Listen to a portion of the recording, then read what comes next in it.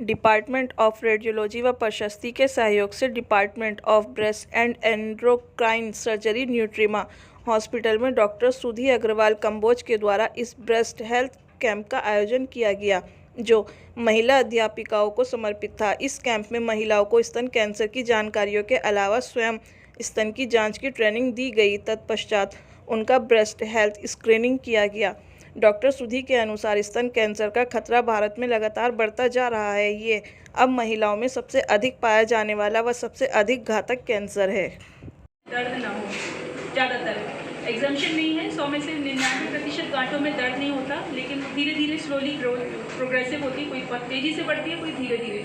दूसरा जो इम्पॉर्टेंट है, हमें निपल में चेंजेस देखने को मिलते हैं। निपल या तो अंदर ढल जाता है या उसमें से रिसाव आने लगता है, इसकी स्किन खराब हो जाती है, अल्सर बन जाता है, या बगल में गांठें आ जाती हैं, या स्किन थिक हो जाती है, जैसे कि कोई सूजन आ गई हो, उसमें दाने दाने से हो जाती है, जैसे कि ऑरेंज पील अपीयरेंस होता है, संतरे की छिलके के जैसा, उस पर रेडनेस आ सकती है। तो ये सारे फीचर्स हैं जो यूजुअली हमें देखने को मिलते हैं। मोस्ट इम्पॉर्टेंट बात यह है कि सिम्टोमेटिक नहीं होते। अगर कैंसर के सिम्टम्स ही आते हैं तो फिर पता ही चल जाता। इसीलिए मेमोग्राफी, जो डॉक्टर सुधी आज सबको बोल रहे हैं, मेमोग्राफी की यही सिग्निफिकेंस है कि सिम्टम्स आने से पहले हम मेमोग्राफी की जांच से पता लगा लें कि कैंसर तो नहीं है। इसीलिए स्क्रीनिंग मेमोग्राफी एक स्पेसिफिक एज 35 ईयर्स 40 है ना, 40 ईयर्स के बाद स्क्रीनिंग मेमोग्राफी की सिग्निफिकेंस है कि हर फीमेल को, जिसको कोई सिम्टम्स भी नहीं है, कोई तकलीफ भी नहीं है, उसको साल में एक बार अपनी मेमोग्राफी की जांच ज़रूर करानी चाहिए। अगर मेमोग्राफी में कोई चीज़ आती है तो उसको वो क्लासीफाई करते हैं, देन फिर ब्रेस्ट स्पेशलिस्ट के पास जाके उसका दिखाना चाहिए। मैम, ओबेसिटी की बात हुई थी, तो क्या इसमें मेमोग्राफी सिर्फ जो मोटे लोग उन्हीं को करानी चाहिए या जो सामान्य जिनका वजन है वो भी करा सकते हैं? मेमोग्राफी का मोटापे से कोई फर्क नहीं। कोई भी बताया कि दो तरीके के रिस्क फैक्टर्स होते हैं, मॉडिफाइबल और नॉन मॉडिफाइबल। तो नॉन मॉडिफाइबल तो वो नहीं चेंज कर सकते। मॉडिफाइबल रिस्क फैक्टर्स जो मैंने बताए हैं उन पर वो वर्क करें। ओबेसिटी नहीं होनी चाहिए, अल्कोहल है, निकोटीन है, वो नहीं लेनी चाहिए। आजकल ट्रेंड बन गया है, फैशन बन गया है इस तरह की चीज़ें लेने की। सही समय पर शादी हो जाए, सही समय पर बच्चे हो जाए, अगर उसे करना है। जो शादी नहीं करती हैं, जैसे नन्स हो गए या कई ऐसी कम्युनिटीज़, वहाँ पे ये रिस्क थोड़ा ज़्यादा हो जाएगा। अगर बच्चे हों तो एडिक्वेटली ब्रेस्ट फीड कराएं। इनसे ऐसा नहीं है कि उसको कैंसर नहीं होगा, ऐसी गारंटी नहीं है, लेकिन उसका रिस्क कम होता चला जाएगा। ब्रेस्ट कैंसर की बात करें, कौन से एज इफेक्ट ज़्यादा लक्षण देखने को मिलते हैं? ज़्यादातर ये रिप्रोडक्टिव एज ग्रुप फीमेल्स में देखने को मिलता है। मान के चलिए 25 से लेके 45 या 55 साल की महिलाओं में ही सबसे ज़्यादा इंसिडेंस देखने को मिलता है।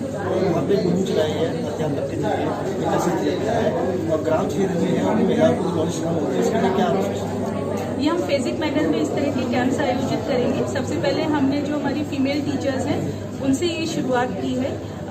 जैसे जैसे समय रहेगा, अपॉर्चुनिटीज़ रहेगी, हम समाज के दूसरे सेक्शंस के लिए भी इस तरह की मुहिम चलाएंगे। हमारी कोशिश रहेगी कि कभी हमारे जो पत्रकार बंधु हैं, जो हमारा प्रेस है, उससे भी रिलेटेड, क्योंकि आप लोग इतना सब कवर करते हैं, लेकिन हम अब दूसरों को तो केयर करते हैं, अपनी केयर करने जाते हैं। तो मेरी कभी कोशिश रहेगी कि मुझे अपॉर्चुनिटी मिले तो मैं एक जो प्रेस होती है, जो पत्रकार होते हैं, उनके लिए भी इस तरह की, उनकी फीमेल्स के लिए भी इस तरह का कुछ प्रोग्राम करूँगी। कुछ सालों में कितनी बढ़ोतरी देखी गई है ब्रेस्ट कैंसर की? कुछ सालों में बहुत ज़्यादा बढ़ोतरी देखी गई है ब्रेस्ट कैंसर में। आज से अगर 20 साल पुरानी बात करूँ तो cervical cancer most common female cancer होता था और ब्रेस्ट कैंसर सबसे ज़्यादा घातक कैंसर होता था। अब सबसे ज़्यादा जो फीमेल कैंसर है, जिसने सबको पीछे कर दिया, काफ़ी पीछे कर दिया, वो है ब्रेस्ट कैंसर। क्योंकि सर्वाइकल कैंसर के लिए तो तब भी थोड़ी वैक्सीन आ गई, ब्रेस्ट कैंसर के लिए कोई वैक्सीन नहीं है, तो इसलिए सर्वाइकल कैंसर का इंसिडेंस काफ़ी कम हो गया, लेकिन ब्रेस्ट कैंसर का इंसिडेंस काफ़ी बढ़ता जा रहा है। और सबसे ज़्यादा जो घातक कैंसर है वो ब्रेस्ट कैंसर